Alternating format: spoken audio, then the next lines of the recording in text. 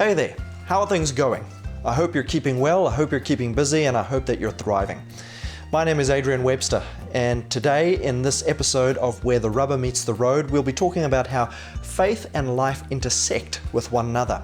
In particular, we're going to look at this idea of living in close confines with one another, and I'd like to share 3 tips with you that may help you to thrive during this time in our country where we are in national lockdown. But hey, it's not only during times of national lockdown, just living with family in general can at times be vexing and frustrating. So, 3 tips that may help you to actually navigate that close confined living in a way that will bring you closer to one another.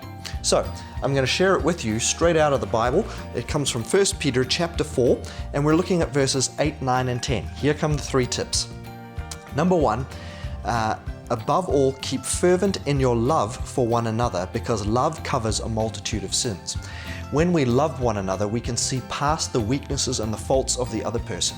Love has a forgiving disposition to others. It doesn't mean that when they fail you, it's okay, or when you fail them, it's okay. It simply means love opens up the way for reconciliation. It keeps the channel of communication open. It recognizes that we all fail in some way, and we're not going to keep score, and we're not going to hold it against one another. It lets go of failings very easily and very quickly.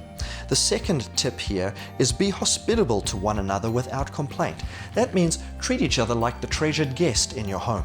It's strange how those we live in closest confines to, we often take the most for granted. I do this, my wife complains about it all the time, it happens with my children. We take one another for granted, and in those moments where we forget, we often treat each other with disrespect or unkindness. We either don't compliment when we should, we criticize when we shouldn't, we simply see straight past the person.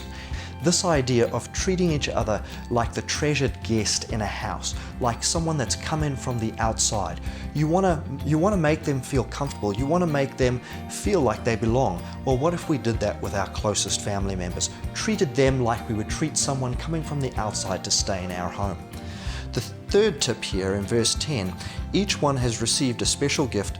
Employ it in serving one another as good stewards of the manifold grace of God. I love that. We all have strengths. What if we used our strengths to bless and enhance the life and the experience of someone else? Instead of living in the home as if the world revolved around us and everybody else around us needs to keep us happy, what if we invested time and energy in finding little ways that we can use our strengths to bless them, to make them feel comfortable and at home and loved and appreciated?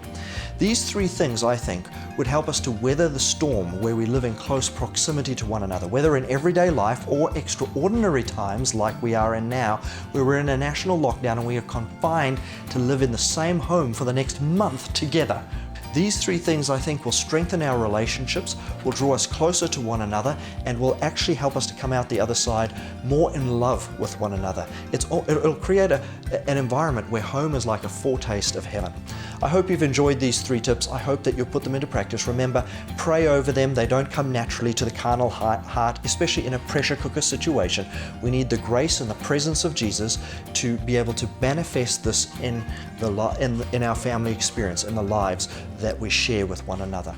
So until next time, this has been an episode of Where the Rubber Meets the Road, looking at how faith and life intersect one another.